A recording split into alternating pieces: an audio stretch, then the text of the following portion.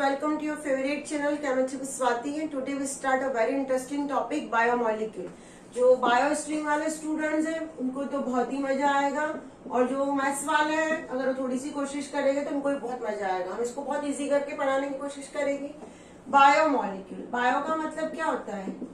Living, generally यानी ऐसे molecule जो लिविंग थिंग्स में होते हैं उन्हीं को हम कहते हैं बायोमोलिक्यूल। अब हमारे पास लिविंग ऑर्गेनिज्म, आपको सबको पता है what is you mean by living organism. भाई लिविंग ऑर्गेनिज्म का मतलब होता है जो ग्रो करते हैं, जो सस्टेन करते हैं और जो रिप्रोड्यूस करते हैं, उसको हम कहते हैं लिविंग ऑर्गेनिज्म। अब इन लिविंग ऑर्गेनिज्म में नॉन लिविंग थिंग्स होती हैं और ये नॉन लिविंग थिंग्स ही ये तीनों चीजों को करने में इनकी हेल्प करती है।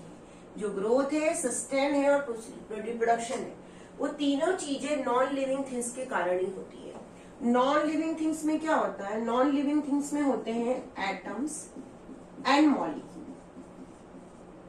एटम्स एंड मॉलिक्यूल, ये एटम्स एंड मॉलिक्यूल आपस में क्या करते हैं? केमिकल रिएक्शन करते हैं।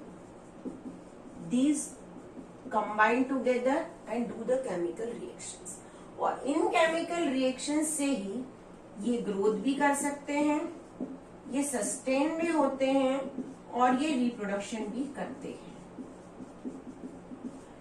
ये जो एटम्स एंड मॉलिक्यूल्स है, ये एटम्स एंड मॉलिक्यूल्स कहलाते हैं बायोमोलिक्यूल। क्या कहलाते हैं? These atoms and molecules are known as a biomolecule. अब बायोमोलिक्यूल जो होते हैं हमारे उसमें हमको जो पढ़ने हैं वो है कार्बोहाइड्रेट, इम्पोर्टेंट, प्रोटीन। ये जो है बॉडी का कॉन्स्टिट्यूट है।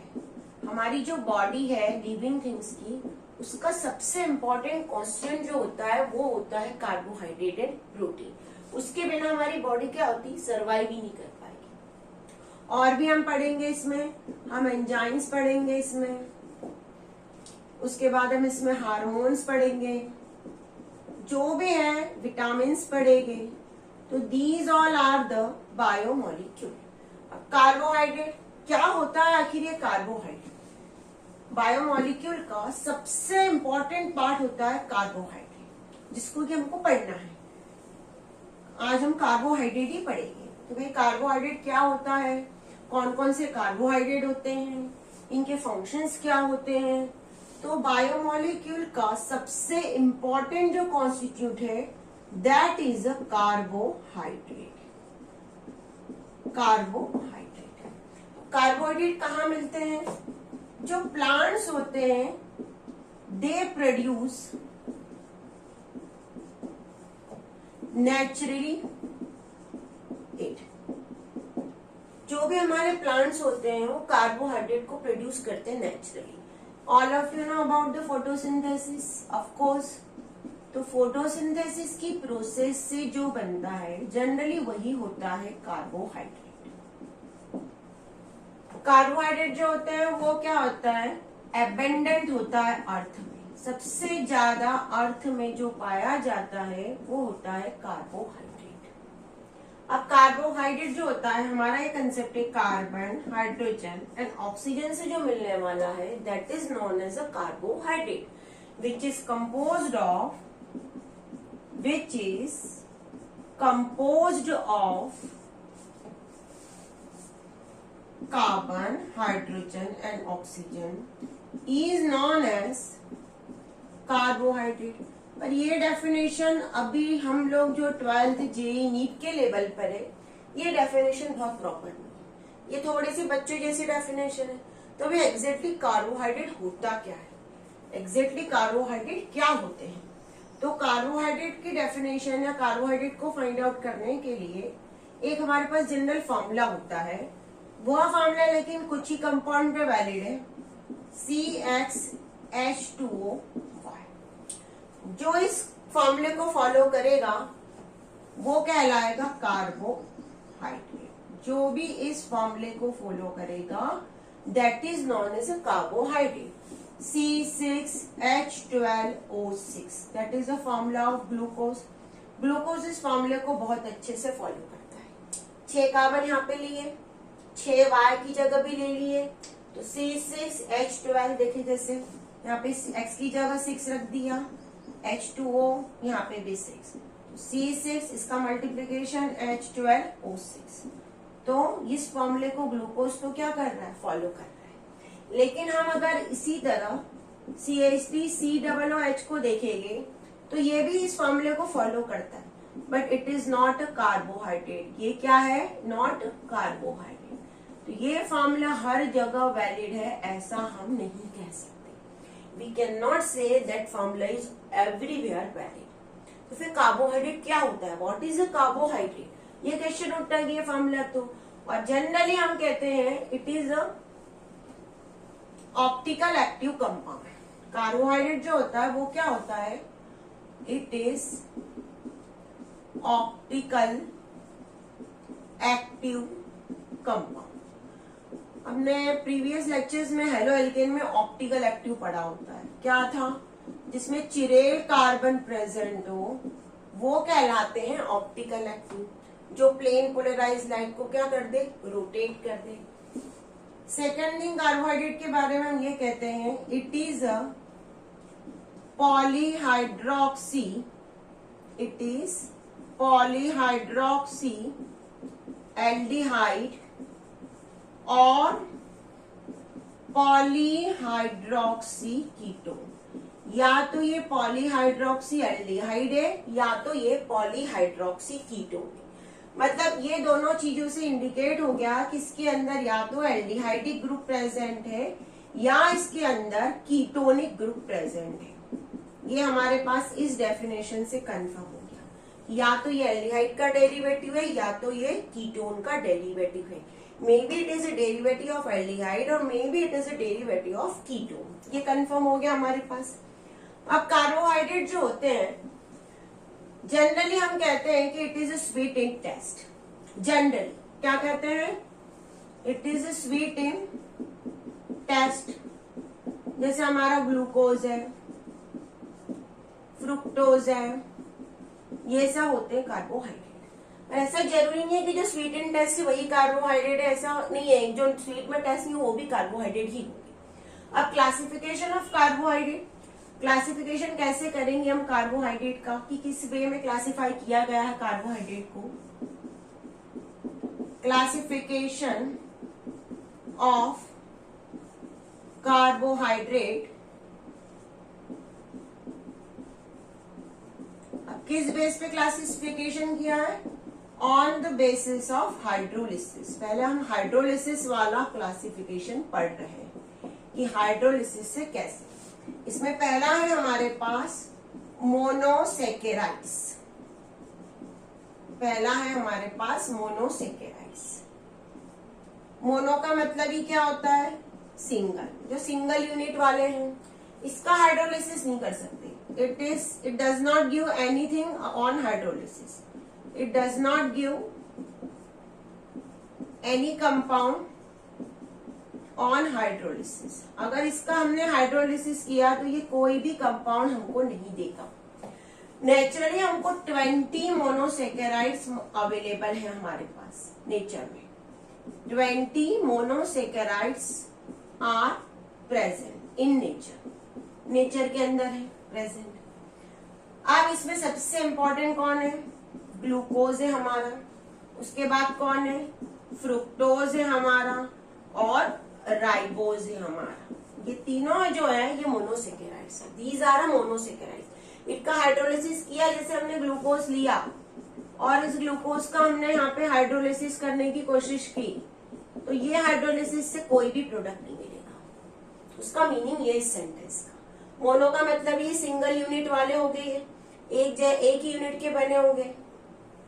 ये जो मोनोसेकेराइड्स होते हैं, ये मोनोसेकेराइड्स जो होते हैं यूनिट का काम करते हैं, मोनोमर्स का काम करते हैं। जनरली जितने भी मोनोसेकेराइड्स है these are considered as a monomers. अब हम पढ़ेंगे ओलिगोसेकेराइड्स। अब हम क्या पढ़ेंगे, ओलिगोसेकेराइड्स। ओलिगोसेकेराइड्स क्या करते हैं, ऑन हाइड्रोलिसिस, इनका अगर हमने हाइड्रोलिसिस किया, on hydrolysis gives 2 to 10 molecule. ये 2 से 10 मॉलिक्यूल हमको दे सकते हैं। इसमें सबसे इंपॉर्टेंट कौन से होते हैं? एक होता है सुक्रोज, एक होता है माल्टोज और एक होता है लैक्टोज। ये क्या है अभी थोड़ी देर में आपको समझ में आ जाएगा। अब ओलिगोसेकेराइड के बेस पे जैसे कि कितने मॉलिक्यूल ये देंगे उसके बेस पे हम पढ़ते हैं डायसेकेराइड्स। डाय से आपको 2 समझ में ही आ जा रहा है कि 2 मॉलिक्यूल देंगे। डायसेकेराइड्स क्या देंगे? 2 मॉलिक्यूल। और हाइड्रोलिसिस, हाइड्रोलिसिस पे ये 2 मॉलिक्यूल देंगे। ट्राइसेकेराइड्स कितने देंगे? 3 मॉलिक्यूल देंगे हाइड्रोलिसिस पे। उसके बाद है टेट्रासेकेराइड्स। टेट्रासेकेराइड्स कितने मॉलिक्यूल देंगे? 4 मॉलिक्यूल देंगे हाइड्रोलिसिस पे। ये जो हमारे सिलेबस में जनरली वो डायसेकेराइड है। ये जो है सुक्रोज, माल्टोज और लैक्टोज, ये जो मैंने लिखे हैं ये दीज ऑल आर द डायसेकेराइड्स। ये डायसेकेराइड्स है जिनको हमको पढ़ना है। उसके बाद है हमारे पास पॉलीसेकेराइड्स। पॉली का मतलब ये बहुत सारे। पॉली का मतलब क्या होता है? पॉली का मतलब ये बहुत सारे मॉलिक्यूल देंगे। तो पॉलीसेकेराइड्स जो होते हैं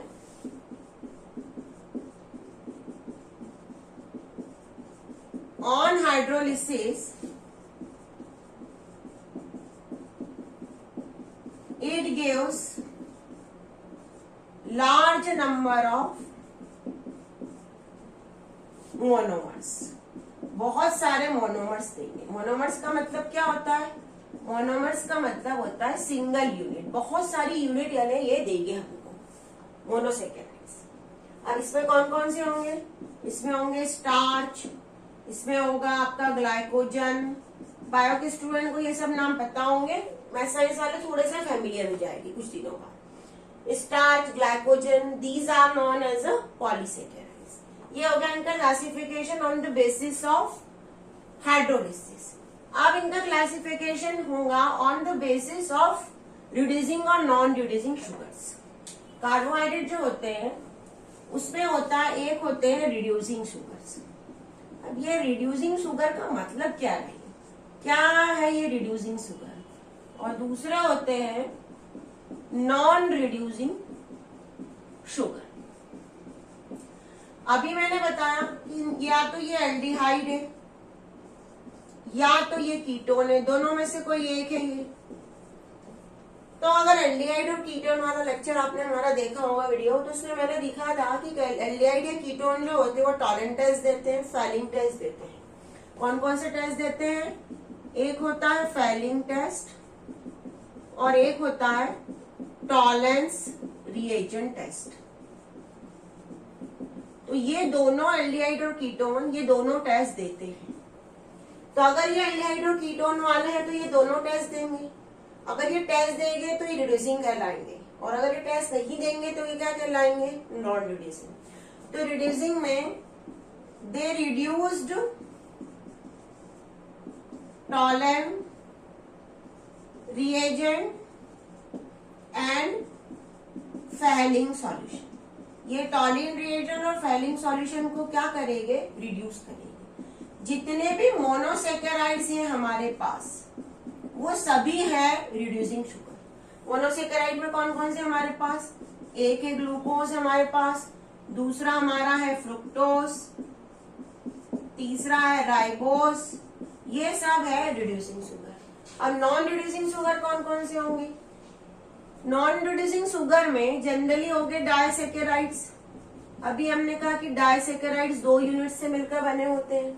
तो डायसेकेराइड्स में कौन कौन से डायसेकेराइड्स? जिसमें CHO या CO ग्रुप फ्री नहीं है, हिंदी में ही लिख रही हूं मैं, वो किसी और से अटैच है। अगर वो CHO और CO ग्रुप फ्री नहीं है तो फिर वो नॉन रिड्यूसिंग होगी। तो सुक्रोज जो होता है वो हमारा होता है नॉन रिड्यूसिंग। सुक्रोज जो होता है वो क्या होता है? हमारा नॉन रिड्यूसिंग। अब ये जो सुक्रोज होता है नॉन रिड्यूसिंग होता है क्योंकि सुक्रोज जो होता है उसके अंदर एक पार्ट होता है, सुक्रोज जो होता है वो क्या होता है? अब हमारे पास क्वेश्चन होता है कि what do you mean by sucrose. प्रश्न ये होता है कि भाई सुक्रोज किसको बोलते हैं? सुक्रोज एक डायसेकेराइड है क्या है, सुक्रोज एक डाइसैकेराइड। डाइसैकेराइड का मतलब क्या है, हाइड्रोलिसिस पे 2 मॉलिक्यूल देंगे। अगर हमने इसका हाइड्रोलिसिस करवाया वाटर के साथ तो ये 2 मॉलिक्यूल देते हैं। एक होता है इसमें ग्लूकोज और दूसरा होता है इसमें फ्रुक्टोज। और ये दोनों क्या होते हैं, ग्लूकोज और फ्रुक्टोज इक्वल क्वांटिटी में प्रेजेंट होते हैं, इक्वल। पर इनमें जो CHO ग्रुप होता है, ये CHO ग्रुप फ्री नहीं होता है। अगर ये फ्री नहीं होगा तो ये, क्योंकि CHO ग्रुप या CO ग्रुप ही रिड्यूसिंग कैरेक्टर शो करेंगे, इसमें फ्री ही नहीं है, वो किसी और से अटैच है जाके, जो वो फ्री ही नहीं है तो उसकी वजह से क्या होगा, उसकी वजह से ये नॉन रिड्यूसिंग होंगे, क्योंकि ये फाइलिंग और टॉलेंट रिएजेंट के साथ रिएक्शन नहीं करेंगे, रिड्यूस ही नहीं करेंगे। दूसरे हमारे पास जो डाइसैकेराइड्स है, मैंने लिखा था लैक्टोज और माल्टोज। क्या लिखा था, लैक्टोज और माल्टोज। ये है माल्टोज। ये माल्टोज हाइड्रोलिसिस करने पे, अभी हम इसको डिटेल भी पढ़ेंगे, ये हाइड्रोलिसिस करने पे हमको देंगे गैलेक्टोज। ये क्या देंगे हमको हाइड्रोलिसिस करने पे, गैलेक्टोज और ग्लूकोज। तो ये जो है इसमें क्या होता है, ये इनके अंदर CHO ग्रुप या CO ग्रुप क्या है, फ्री है। और अगर ग्रुप फ्री है तो क्या होगा, ये रिड्यूसिंग हो जाएंगे। और जो रिड्यूसिंग है वो कहाँ आ जाएंगे, यहाँ पे। तो माल्टोज हमारा कहाँ आ गया, माल्टोज भी हमारा आ गया रिड्यूसिंग कैरेक्टर में, रिड्यूसिंग शुगर में। उसके बाद एक होता है लैक्टोज। जैसे हम जो दूध पीते हैं तो कभी हम देखना टेस्ट करोगे तो थोड़ा सा दूध हमको नेचुरली, हम without adding the sugar, naturally it gives a sweety taste. इसका जो टेस्ट है वो क्या रहेगा, स्वीटी रहेगा। तो जो स्वीटी टेस्ट है that is a reason due to lactose. Lactose कहाँ प्रेजेंट होता है, मिल्क में। अब इसका अगर हमने हाइड्रोलिसिस कर दिया, सपोज इट इज हाइड्रोलाइज, इसके हाइड्रोलिसिस करने से हमको जो यूनिट्स मिलेगी वो मिलेगी ग्लूकोज की या लैक्टोज की, जो भी मिल सकती है अलग अलग।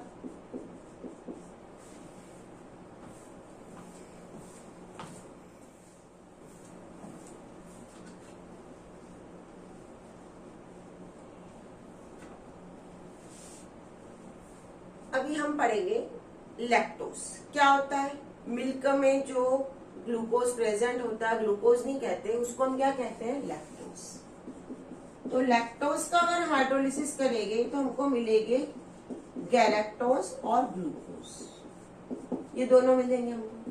तो इसमें भी जो ये मिल्क के अंदर प्रेजेंट है, क्योंकि इसी वजह से हमको मिल्क क्या लगता है, मीठा लगता है थोड़ा सा। Without adding sugar it gives natural sweetness. तो लैक्टोज जो होता है वो मिल्क के अंदर होता है ये। तो इसमें भी CHO ग्रुप क्या होता है, CHO ग्रुप फ्री होता है। और अगर CHO ग्रुप फ्री है तो ये भी क्या कहलाएंगे, रिड्यूसिंग शुगर। तो यहाँ पे हम ऐड कर देंगे लैक्टोज को भी। तो हमारे पास रिड्यूसिंग शुगर देखो बहुत सारी है, जितने भी मोनोसेकेराइड्स है, ग्लूकोज है, फ्रुक्टोज है, राइबोज है, और डाइसैकेराइड्स में माल्टोज और लैक्टोज। और नॉन रिड्यूसिंग में कौन है, सिर्फ और सिर्फ सुक्रोज। इससे रिलेटेड क्वेश्चंस एग्जाम में हमको आते हैं, तो आपको ये बहुत अच्छे से पढ़ना चाहिए। वीडियो को पॉज करके इसको आखिर ये जो ग्लूकोज हमने कहा है, ये ग्लूकोज क्या है, कैसे बनता है, क्या प्रॉपर्टीज है इसकी और इसका स्ट्रक्चर। ग्लूकोज जो होता है ये नेचुरली प्रेजेंट होता है। नेचुरली किस में प्रेजेंट होता है, नेचुरली ये प्रेजेंट होता है हनी में, शहद में प्रेजेंट होता है, बहुत अच्छे से प्रेजेंट होता है। कैन शुगर में ये प्रेजेंट होता है, कैन शुगर में ये प्रेजेंट होता है। इसको जनरली कहा जाता है एल्डोहेक्सोज। अब ये एल्डोहेक्सोज क्या है, एल्डोहेक्सोज 2 वर्ड का बना है। एल्डो जो है इसका मीनिंग है एल्डिहाइड, यानी इसके अंदर क्या प्रेजेंट है, एल्डिहाइड। हेक्सोज, हेक्सोज का मतलब है इसमें 6 कार्बन प्रेजेंट है, ये इसका नाम है। दूसरा इसको डेक्स्ट्रोज भी कहते हैं। क्यों कहते हैं, अभी थोड़ी देर के बाद हमको समझ में आ जाएगा कि क्यों इसको बोलते हैं। अब ये कैसे बनाते हैं, इसको कैसे फॉर्म किया जाता है, मेथड ऑफ फॉर्मेशन। सबसे पहले इसको केन शुगर से हम बना सकते हैं। केन शुगर जो होती है उसका हम हाइड्रोलिसिस करेंगे।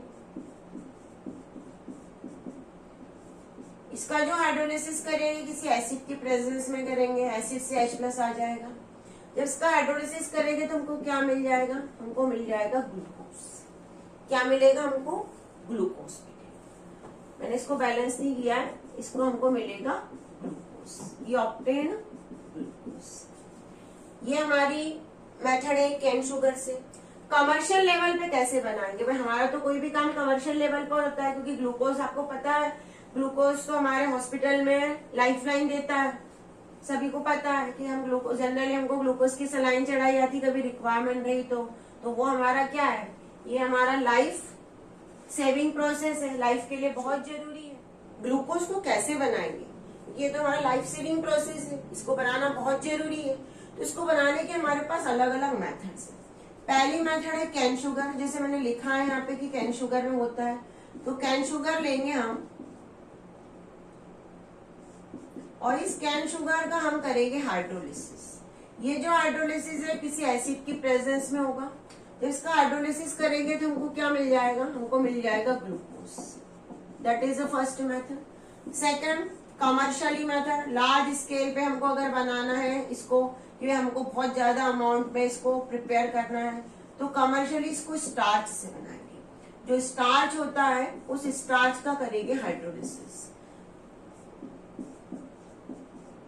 ये स्टार ले लिया, स्टार के N मॉलिक्यूल ले लिए, इसका वाटर से हाइड्रोलिसिस करवाया। जब इसका हाइड्रोलिसिस करेंगे तो हमको क्या मिल जाएगा, ग्लूकोज मिल जाएगा। दोनों मेथड है, एक कैन शुगर है और दूसरी है कैन शुगर में क्या प्रेजेंट है, सुक्रोज। कैन शुगर में क्या प्रेजेंट है, सुक्रोज। कैन शुगर से बनाएंगे पर कैन शुगर में डायरेक्टली ग्लूकोज नहीं प्रेजेंट होगा। ग्लूकोज डायरेक्टली किसमें प्रेजेंट होगा, हनी में। कैन शुगर में होगा कैसे, सुक्रोज के वे में, और सुक्रोज का हम हाइड्रोलिसिस करेंगे किसी एसिड की प्रेजेंस में, तो उसमें क्या मिलेगा हमको, ग्लूकोज। और कमर्शियली कैसे बनाएंगे, स्टार्च का हाइड्रोलिसिस करेंगे, उससे हमको मिलेगा ग्लूकोज। ये हो गया ग्लूकोज की मेथड ऑफ फॉर्मेशन। अब ग्लूकोज जो होता है उसका स्ट्रक्चर क्या होता है, हमने अभी कहा कि पॉलीहाइड्रोक्सी है, एल्डिहाइड है और ऑप्टिकली एक्टिव है। हमने तीन चीजें इसके स्ट्रक्चर से रिलेटेड हमने यहाँ पे अभी पहले पढ़ी कि जो भी कार्बोहाइड्रेट होते हैं, these are optical active compounds, these are a polyhydroxy aldehyde और polyhydroxy ketone. So what is the exact structure of glucose, glucose का एग्जैक्टली स्ट्रक्चर क्या होना चाहिए, ये क्वेश्चन हमारे पास आया। तो हमने देखा कि इसका जनरली इसका मॉलिक्यूलर फॉर्मूला क्या है। इसका मॉलिक्यूलर फॉर्मूला तो हम जनरली लिखते हैं C6H12O6। हमारा स्ट्रक्चर पढ़ रहा है कि ग्लूकोज का स्ट्रक्चर क्या होगा। तो हमारी एक इमेजिनेशन ऐसी थी साइंटिस्ट लोगों की कि भाई ग्लूकोज का जो स्ट्रक्चर है वो इस वे में कुछ होगा। 6 कार्बन ले लिए हमने, उनको सभी को एक के नीचे एक अरेंज कर लिया। ऊपर वाले कार्बन पे CHO लगा दिया, नीचे वाले कार्बन पे CH2OH लगा दिया। पहले नंबर ऑफ कार्बन काउंट कर लो। अब नीचे से जो पहला कार्बन है उसके साथ OH राइट साइड, यहाँ पे भी OH राइट साइड, यहाँ पे H राइट साइड और यहाँ पे OH राइट साइड। ये ऐसा कुछ स्ट्रक्चर हमको ग्लूकोज का देखने को मिला कि ये स्ट्रक्चर इसका होता है। और जनरली लिखते समय कई बार हम इसको ऐसा लिख देते हैं इजी करने के लिए। तो कितने OH ग्रुप दिख रहे हैं हमको यहाँ पे, 5 और एक CHO। ये स्ट्रक्चर ऐसा मानते हैं कि ये है ग्लूकोज का स्ट्रक्चर। अब इस स्ट्रक्चर के एविडेंस में हम कुछ रिएक्शंस करके देखेंगे कि इस स्ट्रक्चर में जो जो चीजें हमको दिख रही है वो अगर वो रिएक्शन देगा तो पॉजिटिव इंडिकेट करेगा कि हाँ रिएक्शंस ऐसी हो रही है, और अगर नहीं मिली तो कहीं इस स्ट्रक्चर में प्रॉब्लम है। अब ये जो स्ट्रक्चर्स मैंने लिखा है इसको कहते हैं ओपन स्ट्रक्चर। क्या बोलते हैं इसको, ओपन स्ट्रक्चर। अभी हम क्लोज पढ़ेंगे तब पता चलेगा। ओपन का मतलब है CHO ऊपर फ्री है, CH2OH भी नीचे फ्री है, और ये जितने CHOH जो अटैच है ये सभी फ्री है, कहीं भी कोई किसी से ऐसे रिंग बना के अटैच है। ये कहलाता है ओपन स्ट्रक्चर। अब इस स्ट्रक्चर के फेवर में हम बातें करेंगे कि ये स्ट्रक्चर अगर सही है तो कैसे सही है, क्योंकि केमिस्ट्री में हर चीज का, साइंस में हर चीज का एविडेंस चाहिए और केमिस्ट्री में हर चीज की रिएक्शंस चाहिए। तो यहाँ पे हम रिएक्शन से, यहाँ पे हम रिएक्शन लिखा है CHO, CHOH4 और CH2OH। तो सबसे पहले हम रिएक्शन करवाएंगे reaction with HI, hydrogen iodide. ये जो स्ट्रक्चर है, अगर ये स्ट्रक्चर सही है, सुन लो ध्यान से, हमने कहा है कि ये एक ओपन स्ट्रक्चर है। अभी हमने कहा कि that is a open structure. यहाँ पे ऊपर हम ऐसा बना के लिख ले रहे हैं कि भाई ये स्ट्रक्चर हमारा है। अब इस स्ट्रक्चर को सही करने के लिए हम कुछ रिएक्शंस को करेंगे। रिएक्शन विथ HI, अगर इसको HI के साथ हीट कर दिया जाए ग्लूकोज को, तो ये हमको एक सिंगल चेन नॉर्मल हेक्सेन की देगा। क्या देगा ये हमको? नॉर्मल हेक्सेन देगा। ये जो नॉर्मल हेक्सेन मिला है, ये रिएक्शन इंडिकेट करेगी कि ये क्या है, इसमें 6 कार्बन क्या है एक दूसरे से स्ट्रेट अटैच। क्या है ये? Straight line structure, straight structure है ये इंडिकेट करेगा कि it is a straight structure. Exam में हमको छोटे छोटे से क्वेश्चन आते हैं, 1 मार्क के, 3 मार्क में भी आ सकते हैं, 5वां में, कि भाई ऐसी कोई रिएक्शन लिखी जो इंडिकेट करेगी ग्लूकोज एक स्ट्रेट स्ट्रक्चर है।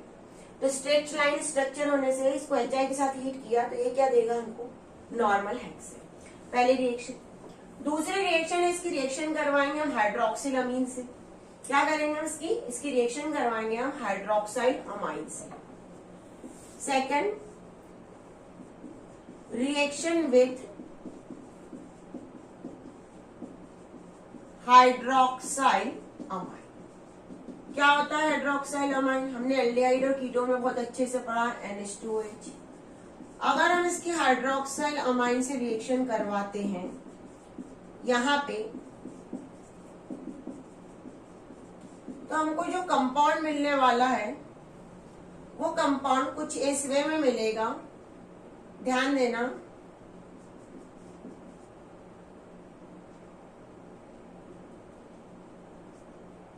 कुछ कंपाउंड इस वे में हमको मिलेगा। ये कहलाएगा ऑक्सी। क्या कहलाएगा? ऑक्सी। ये जो CHO है इस NH2OH से रिएक्शन करेगा।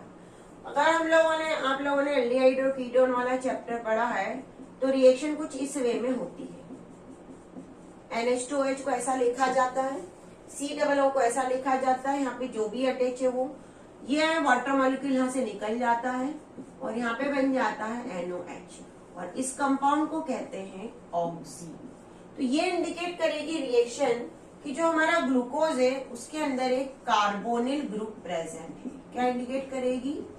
कार्बोनिल ग्रुप प्रेजेंट है। ये रिएक्शन ये इंडिकेट करेगी। That reaction indicate that glucose contain a carbonyl group. Second reaction करवाते हैं। सेकंड रिएक्शन, इसकी थर्ड रिएक्शन करवाएंगे हम हाइड्रोजन साइनाइड से, HCN से करवाएंगे रिएक्शन। जब हम इसके HCN से, ये सब एल्डिहाइड वाली चैप्टर में बेटा रिएक्शंस आप लोगों ने पढ़ी होगी, एल्डिहाइड और कीटोन वाले चैप्टर में। रिएक्शन विद HCN, जब इसकी रिएक्शन HCN से करवाएंगे तो हमको मिलेगा ग्लूकोज साइएनोहाइड्री, और जो इंडिकेट करेगा कि इसके अंदर एक कार्बोनिल ग्रुप प्रेजेंट है। ये रिएक्शन भी इंडिकेट, कार्बोनिल ग्रुप के लिए हमारे पास 2 रिएक्शन है कि कार्बोनिल ग्रुप प्रेजेंट है, इसको इंडिकेट करने के लिए हमारे पास यहाँ पे 2 रिएक्शन है। We have a 2 reaction HCN। अब ये जो CHO है HCN से रिएक्शन कैसे करेगा, ध्यान से यहाँ पे देखो, ये COO है, इसकी HCN से रिएक्शन होगी। HCN रिएक्शन करने से पहले टूटेगा, H+ और CN नेगेटिव में। ये जो डबल बॉन्ड इलेक्ट्रॉन यहाँ शिफ्ट होगी, इस पे कौन सा चार्ज होगा? नेगेटिव, और इस पे कौन सा चार्ज आ जाएगा? कार्बन पे पॉजिटिव। हमेशा पॉजिटिव नेगेटिव के पास जाता है, तो ये जो CN है वो कहाँ आ जाएगा? कार्बन के पास आ जाएगा, और H कहाँ चले जाएगा? यहाँ पे चले जाएगा। उससे हमारा कंपाउंड कुछ ऐसा बनेगा। ये वाला जो H है उसको वैसे के वैसे रहेगा इधर लेफ्ट साइड, नीचे की पूरी चेन वैसे के वैसे चलेगी, और इसको लिखेंगे हम ग्लूकोज साइएनोहाइड्री। इसका नाम क्या होगा? ग्लूकोज साइएनोहाइड्री। ये मैंने आपको ओपन करके इसलिए बताई है कि आपको पता चले कि कैसी रिएक्शन हो रही है। रटना नहीं है, हमको समझना है।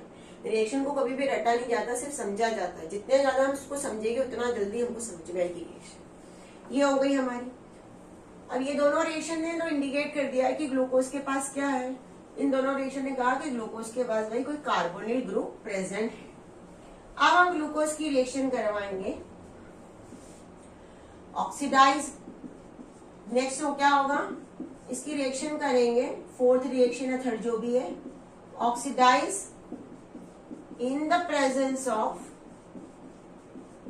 Bromine water. एक ब्रोमीन वाटर लेंगे, उसके साथ ऑक्सीडेशन करेंगे, और जो ब्रोमीन वाटर होता है वो कंसीडर किया जाता है माइल्ड ऑक्सीडाइजिंग एजेंट। उसको क्या कंसीडर करते हैं, माइल्ड ऑक्सीडाइजिंग एजेंट, ये कंसीडर करते हैं। अगर हमने यहाँ पे ग्लूकोज का माइल्ड ऑक्सीडाइजिंग एजेंट की प्रेजेंस में ऑक्सीडेशन किया, हमने यहाँ पे लिया ब्रोमीन वाटर, तो हमको यहाँ पे जो मिलेगा कंपाउंड वो कुछ इस वे में मिलेगा।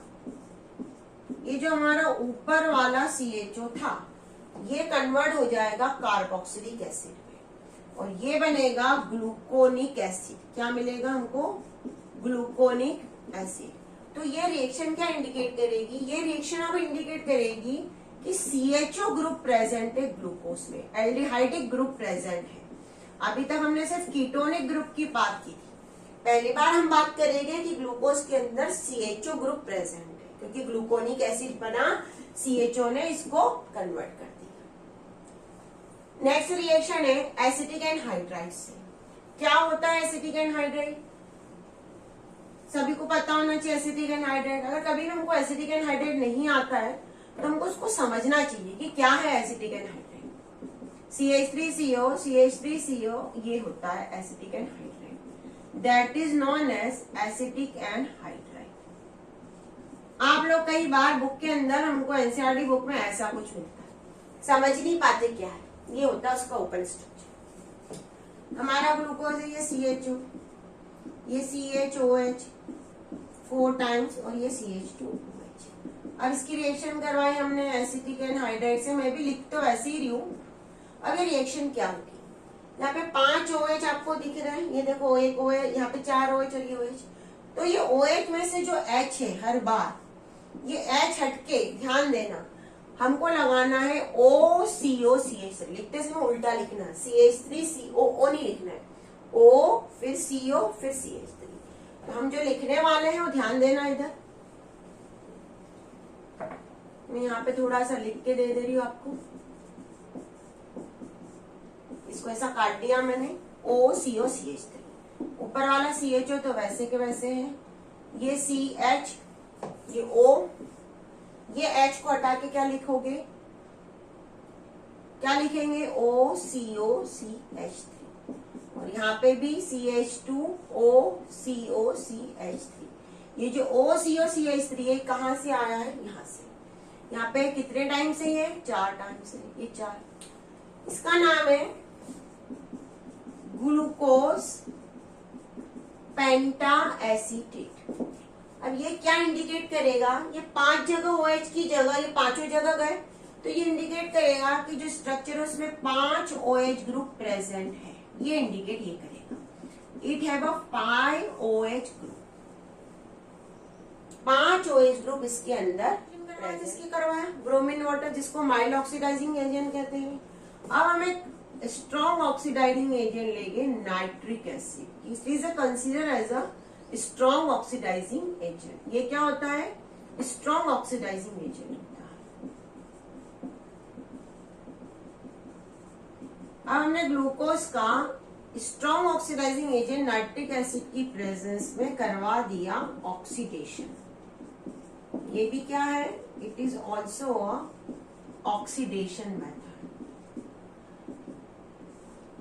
यहाँ पे लिख दिया नाइट्रिक एसिड। तो इससे क्या होगा, इससे ये होगा कि हमारा ये जो CHO है और CH2OH है, ये दोनों कन्वर्ट हो जाएंगे कार्बोक्सिलिक एसिड में,